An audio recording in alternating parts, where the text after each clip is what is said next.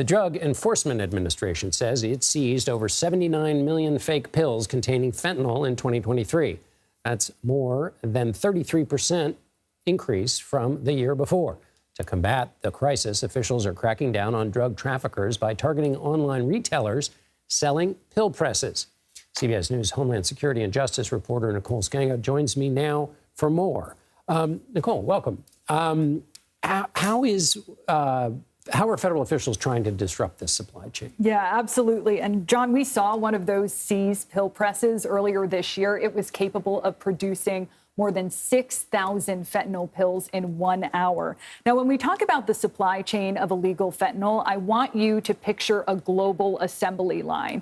And it starts with the building blocks of fentanyl. Those are called chemical precursors, the majority of which are manufactured in China. Right. Makes its way through Mexico, where most of that fentanyl is produced into powder. Some of it is pressed into pills and into the United States, where it's sold in the streets and online. Recently, we've seen a shakeup in how law enforcement has approached that supply chain from the middle to the outer edges. That looks like more interaction with Chinese diplomats on the subject of precursors. It also looks like cracking down on some of these operations we've seen emerge in basements, in hotels across the country, of gangs tied to the Mexican cartel pressing pills here in the U.S. So when we're talking about pressing pills, we're literally talking about basically two things that come together, smash and create a pill. Is the idea just to create a pill, sell it on the street, or to create a pill that looks like what you might get at, the pharmacy?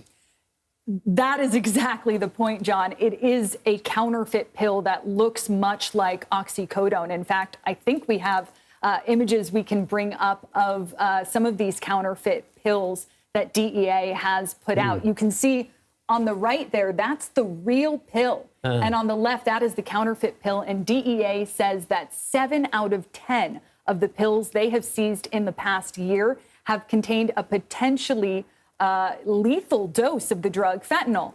And, something we can get at is that you might be surprised to learn more and more of these pill presses are being purchased online.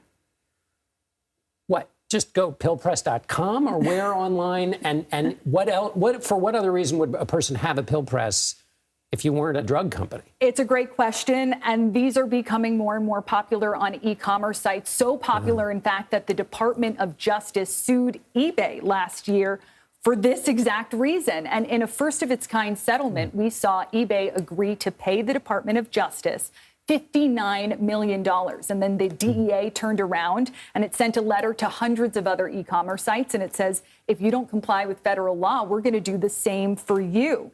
And so, where do these pill presses end up? As I mentioned earlier, because fentanyl doesn't have a growing season, they can be put in more clandestine locations. So we've seen them in basements, in hotels, in residential buildings. I think we have an image here where you can see images of 2 pill presses seized by HSI and DEA in a Bronx neighborhood about 10 miles north of here. Wow.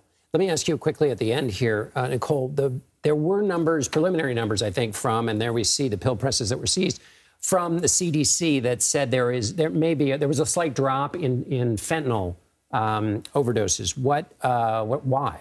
Yeah, great question. For the first time in 5 years, overdose deaths decreased, a 3.7% drop in opioid overdoses. That's a big deal. And a lot of policymakers, lawmakers, and experts say it's in part due to the harm reduction model. What is that? It's really just meeting people with substance use disorder where they're at, increasing access to treatment. And one big success we've seen in the harm reduction model in the past year is access to Narcan, or naloxone, as the generic name is called. That's a medication, usually a nasal spray, that can reverse opioid overdose. And we've seen more in schools, in businesses. In fall of 2023, it became available at supermarkets and at pharmacies. In fact, a continued expansion. Last week, Walgreens said it's going to make its own generic version of naloxone. You'll be able to pick it up in stores for $35. So a lot of success there. We should point out this is both a supply and a demand problem. And so any federal officer will tell you they can't just enforce their way out of this. It has to have a law enforcement approach and also a public health approach. Right. That harm reduction, and it comes in that long-standing debate between harm reduction and cracking down with It's not an authorities. either or, it's a both. Exactly. Nicole, thank you so much. Thank you.